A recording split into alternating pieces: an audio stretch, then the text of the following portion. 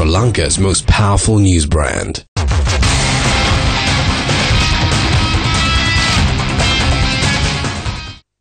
Hello, good evening and a very warm welcome to the Hot Seat. And in the Hot Seat today is that wonderful legal man, Mr. Krishmal Varnasuriya. Good evening to you, Krishmal. Good evening, Faraz. And it's nice having you here, especially because there are so many sort of legal matters that are bothering the conscience of the people, and there's some confusion and so on. And hopefully, when you answer these questions, we may be able to put that sort of grey area right. Some of them are bothering us too. Are they? Yeah. Now, the first of all is you've just come from the Court of Appeal. Yeah. And this is to do with the application about the local government polls, right? Yeah, this morning for us, they issued, the Lordships issued an order in the petition that had been filed by 3 or 4 petitioners against the Honourable Minister and his Secretary to the Ministry. But there were several of us intervening last week when the matter was taken up, because we said that we only heard it via the media, on the news. No one knew about the application, and that this affected the Republic at large, not just 2 or 3 respondents and petitioners. It was to do with the franchise of the entire Republic. And therefore we asked the Lordships of the Court of Appeal to intervene into the application and to hear us before making an order. Now today an order was delivered granting notice to the petitioners of the original application, and their Lordships, because we submitted to their Lordships that we would because of the interim order, there was an interim order made staying the operation of this gazette, which would culminate in the ultimate result of postponing or staying the elections, which the entire Republic is looking at. So we asked their Lordships for an order, at least for us to be heard in defence, to object to any further extension of this enjoining order, which has the result of staying the elections, because we said it affected the franchise of the Republic at large. So the Lordship fixed the matter, specially fixed it in the afternoon of the 4th, for all of us to come and make submissions on our interventions, and also in objection to any further extension of this enjoining order that we say have the effect of staying the elections. So basically, can you say it shortly? What is the crux of the argument? The crux of the argument is that the Gazette notification published by the Honourable Minister goes beyond what is permitted to him in law, in demarcating certain wards as multi-member wards, and then there are several arguments raised on behalf of the petitioners, and the petitioners argue that cannot be done in terms of the law that allows the minister only to look at delimitation and limiting of electoral seats. So now, be that as it may, when you stay that gazette in which the Honourable Minister has published the new wards, if you like, the new electoral areas, if you like, that in argument has the cumulative effect of staying the elections, or postponing the elections further. And which is why we say that myself, who appeared for one party, and several others who appeared for several other parties, said that our interests also to be heard, and all matters to be considered, because it is not just a matter that affects the 2 or 3 petitioners who have come from, say, 2 or 3 electoral districts or wards, and the Honourable Minister, who is only respondent. We say we should also be heard in the matter. I see. And the net effect of all this will be that the elections will get most definitely postponed, or well, up to now, the Lordships, I'm glad that the Lordships are cognizant of the effect of it. That's why the Lordship said that because this matter affects the country at large, we will not give this enjoining order till the end of the case.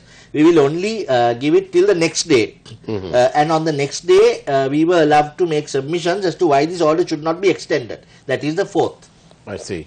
Right, so we've sorted out that one about the application about the local government polls, but various other matters continuing to be contentious. One of those is, of course, we must bear in mind that the Prime Minister, the first time a serving Prime Minister of our country, had appeared in some form of court of law. This is a quasi judicial process, the Commission of Inquiry into the bond issuances.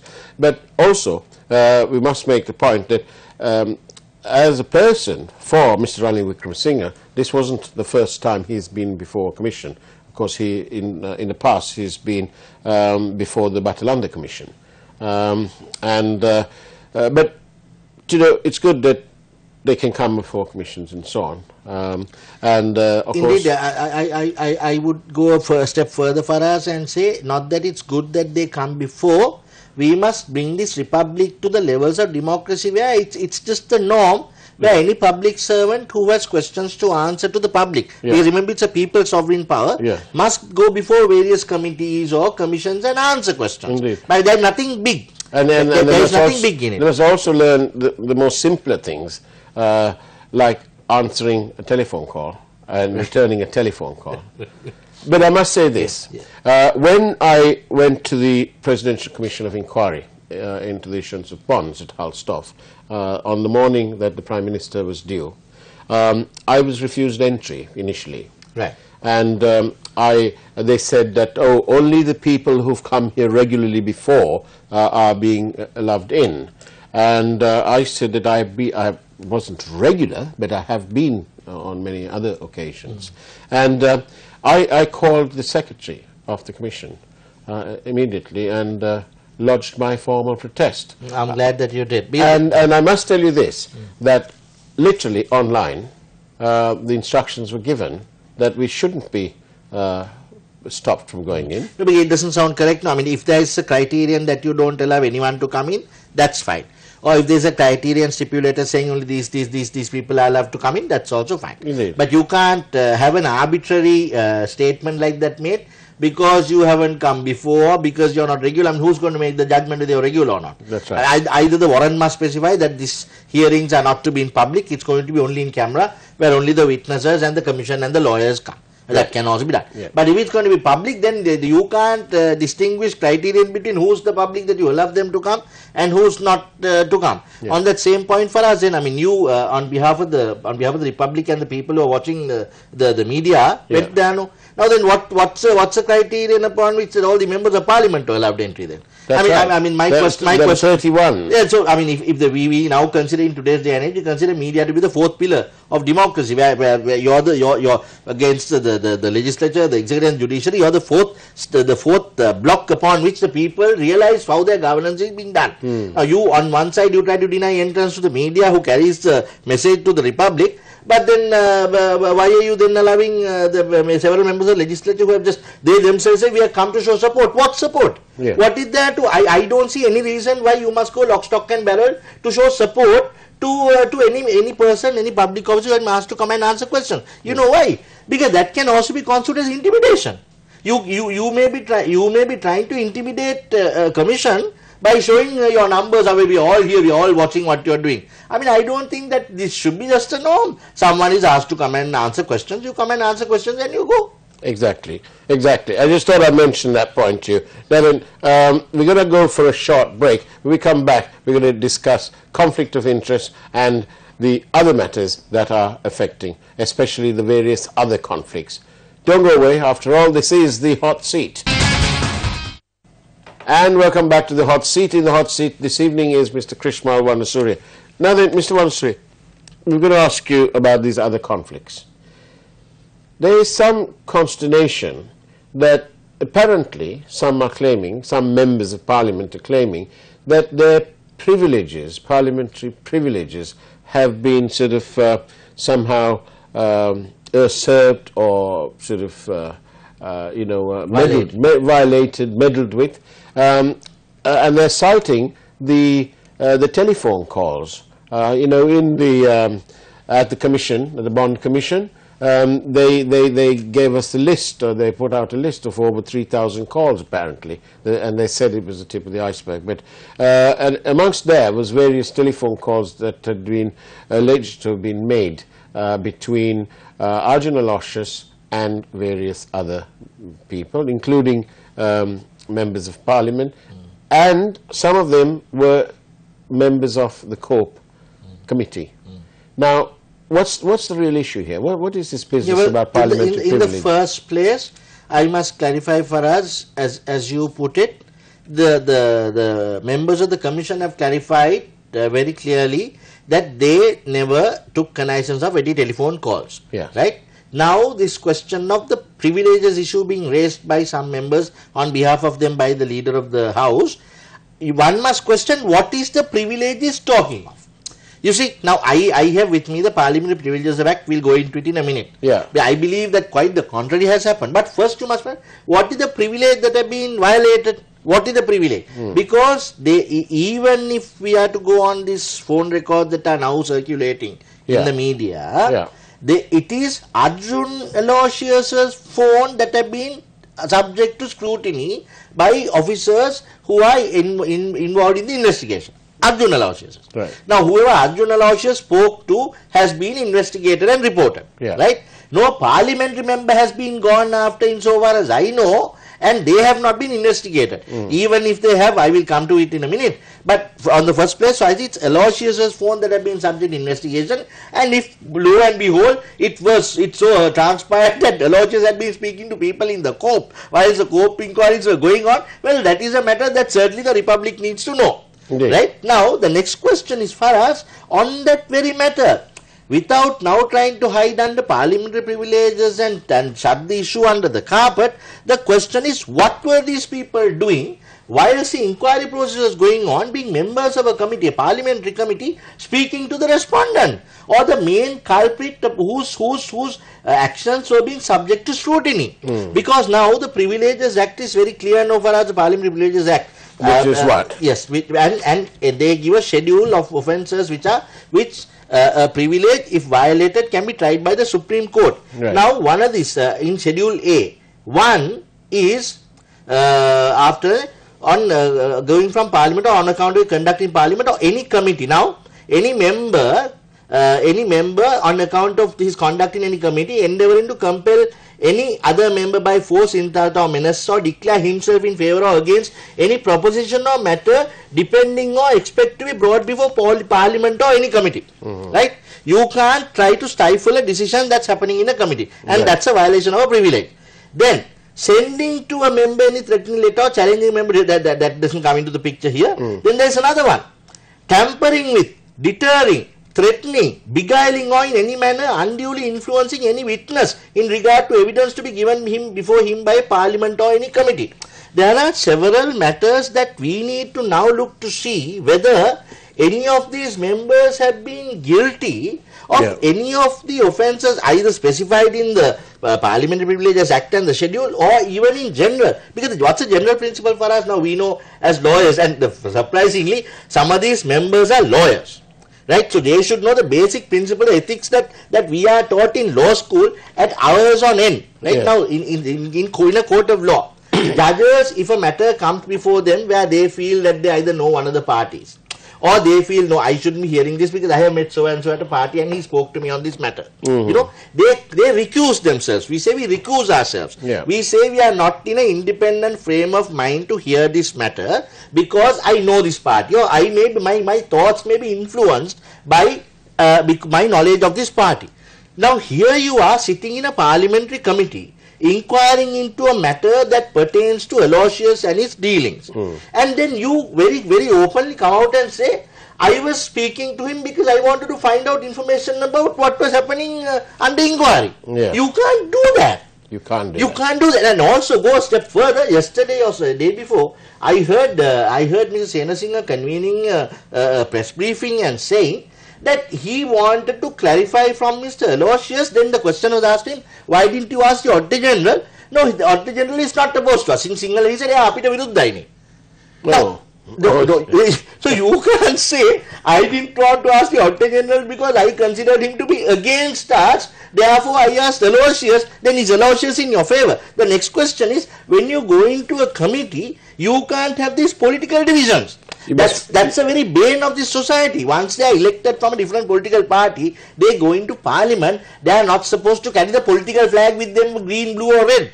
You are now in a committee to get together and try to endeavour to find the truth. This is the whole problem. No? That's why one footnote gang happened to be entirely from one political party, and the others not from that political party didn't put footnotes. So you have carried your political expediency into that committee. That's completely... This is absolute tosh, and these people in this country should realize, what are we voting for? Are we voting for political parties or are we voting for democracy? Absolutely, absolutely. Then what about this business about? So what you're saying here, if we were to recap, yes, is that it is against ethics. It is not acceptable that anyone would want to speak to the man whose actions are being inquired into at the court on the telephone whilst they are deliberating. Either they must disclose that my grandfather knew his father and therefore we are friends and we had Christmas parties together, when you are nominated to that committee, saying, I'm sorry, I know this man, I don't want to sit in this committee. No. You don't wait till it's found out by the media and publicized by phone records to say, yes, no, I did speak, but that's because my grandfather knew his father. Or yes, I spoke to him because I was writing a book. You should have disclosed that when you were appointed. That's at the end of the day, that's the bottom line. That's the bottom line. On that note, we'll take a short break. Don't go away. After all, this is the Hot Seat.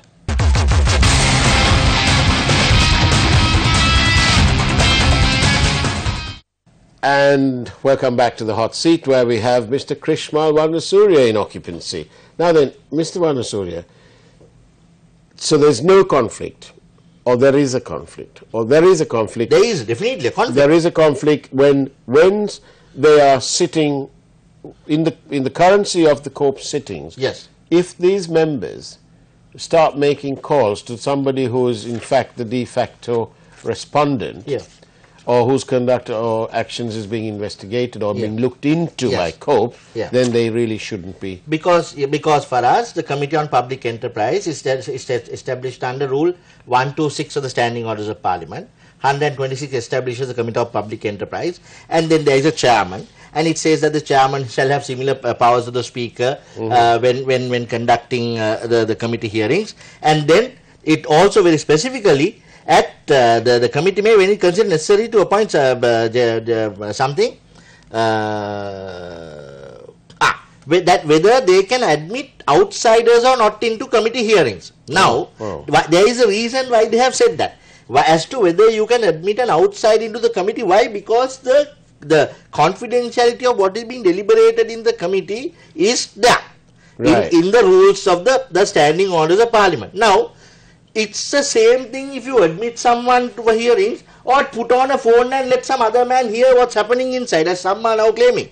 Some people who sat in the committee are claiming, some others took telephone calls and made people outside hear what was happening in the committee. That's a violation of the Standing Orders of Parliament. Now, my question is, rather than trying to find out who tapped into your phone, if someone had tapped into your phone, if there's offense, certainly someone can go into that investigation. Why doesn't the speaker investigate into the violations by the members who sat in COPE? If they actually put telephone calls and allowed people outside to hear what was happening in the COPE. If they actually had a conflict in talking with the man who was under investigation whilst the committee deliberations are going on. As to how ethical that was that not a breach of the privileges of Parliament or the Standing Orders of Parliament? Why doesn't the speaker or a committee go into that? That's what the Republic would want to know. Absolutely, absolutely. Now then, what about this misconception? I believe it is a misconception, and the commissioners have issued a special statement, because there's some people who think that these telephones were tapped. No, I have not heard of any telephones being tapped for us. Exactly. There is a list of numbers that have been, as I said earlier, Aloysius's phones, Mr. Aloysius's phones had been subject to scrutiny by probably some investigative authority, maybe the CID. Yeah. And they have said these calls have been made, and lo and behold, some of those calls are to members of the COPE during the time period, because you can get a record of when the call was made, from when to when. It happens that they were to members of COPE during the time period they were sitting. I have still not heard of any conversation, publicized or not, whether even on this Facebook media that people are talking about this, I still haven't heard of any actual conversation that have been put out. Maybe there is, maybe it's there, and maybe that's why people are afraid. I don't know. Well, we know that one service provider has asked for time to supply that information, because it's taken so long, and it was made so long ago, these calls. Now then, can I just 30 seconds? Yes, I am actually in agreement with those members of Parliament for us who actually came out and said, let all of our phones, if there is a question, let all of us be investigated, because we have nothing to hide. Now my question is, why can't everyone in Parliament say we have nothing to hide? That is what we need to inculcate. Exactly. If I don't have anything to hide, if I didn't go behind the corpse back and discuss with the respondents what was happening in court, and if I was not trying to connive what was going to happen in court in concert with someone outside, what am I afraid of? Disclosing.